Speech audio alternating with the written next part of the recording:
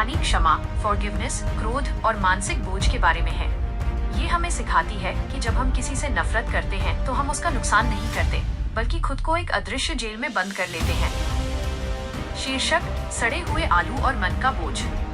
अध्याय 1: गुरु की अनोखी कक्षा।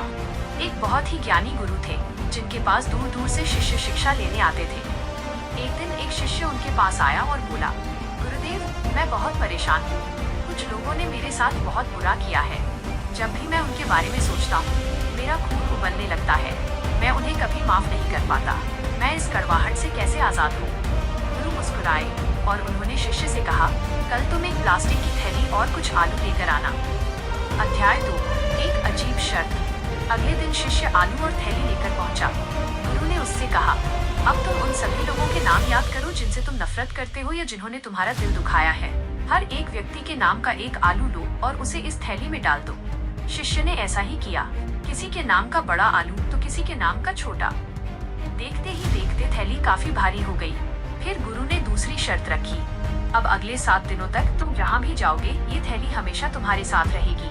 तुम सोओगे तो ये तुम्हारे सिरहाने रहेगी, तुम खाओगे तो ये तुम्हारे पास रहेगी, और तुम चलोगे तो ये तुम्हारे हाथ में रहेगी। अध्याय 3: बदबू और बोझ। शुरुआत के 2 दिन तो ठीक रहे, लेकिन तीसरे दिन से आलू सड़ने लगे। उनमें से भयंकर बदबू आने लगी।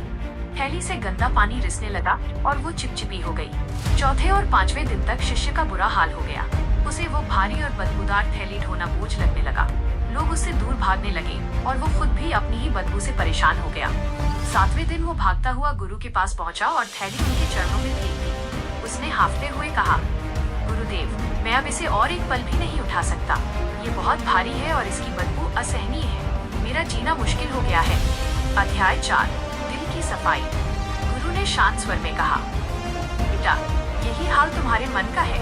जब तुम किसी के प्रति नफरत, गुस्सा और ईर्ष्या पालते हो, तो तुम अपने दिल में ऐसे ही सड़े हुए आलू इकट्ठा कर रहे होते हो। तुम्हें लगता है कि तुम उनसे नफरत करके उन्हें सजा दे रहे हो, लेकिन हकीकत में तुम उस नफरत की बदबू और बोझ को खुद ढो रहे हो। शिष्य को अपनी गलती समझ आ गई।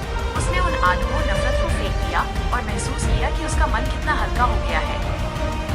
इस कहानी का गहरा विस्तार: the voice of a context. ये कहानी हमारे इमोशनल डिटॉक्स की आवश्यकता को समझाती है। 1. नफरत का किराया। आपका मन एक बहुत कीमती जगह है। वहाँ केवल प्रेम और शांति के लिए जगह होनी चाहिए। जब आप किसी से नफरत करते हैं, तो आप उसे अपने मन में फ्री रेंज पर रहने की जगह दे देते हैं। वो व्यक्ति तो कहीं और मजे कर रहा होता है, पर आप उसकी वजह से परेशान रहते हैं। 2. क्षमा का अर्थ। क्षमा करने का मतलब ये नहीं है कि आपने सामने वाले की गलती को सही मान लिया। क्षमा का मतलब है कि आपने खुद को उस बदबूदार बोझ से आजाद कर लिया। आपने तय किया कि अब आप उस व्यक्ति की वजह से अपना दिन खराब नहीं करेंगे। 3. स्वयं की शांति। माफी मांगना महानता है, लेकिन माफ कर देना बुद्धिमानी है। ये आपके मानसिक स्वास्थ्य के लिए जरूरी है। 4. वर्तमान में जीना। नफरत हमें अतीत की कड़वाहट में जकड़े रखती है। जब आप उस थैली को फेंक देते हैं, तभी आप वर्तमान की ताज़ा हवा का आनंद ले पाते हैं। जीवन का सबक: अपने दिल को कचरा पेटी मत बनाइए जहां लोग अपनी बुराइयां फेंक सकें। अगर किसी ने आपके साथ बुरा किया है, तो उसे उसके कर्मों पर छोड़ दीजिए। आप अपनी आलू की थैली खाली रखिए। माफ कर दीजिए, इसलिए नहीं कि वे माफी के लायक हैं, बल्कि इसलिए क्योंकि आप सुकून के लायक हैं। जिस दिन आप नफरत छोड़ देंगे, उस दिन आप फिर से खुलकर मुस्कुरा पाएंगे और दुनिया की सुंदरता को महसूस कर पाएंगे। याद रखिए, क्रोध वो तेजाब है जो उस बर्तन को ज्यादा नुकसान पहुंचाता है जिसमें वो रखा जाता है, न कि उस पर जिस पर वो डाला जाता है। ये कहानी लगभग ये था आज का वीडियो।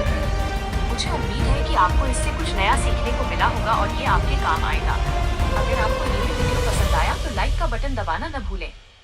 चैनल को सब्सक्राइब करें ताकि आप हमारा कोई भी नया वीडियो मिस न करें। और हाँ, अगर आपके मन में कोई सवाल है या आप किसी खास टॉपिक पर वीडियो चाहते हैं, तो नीचे कमेंट बॉक्स में जरूर लिखें। आपके सुझाव हमारे लिए बहुत कीमती हैं।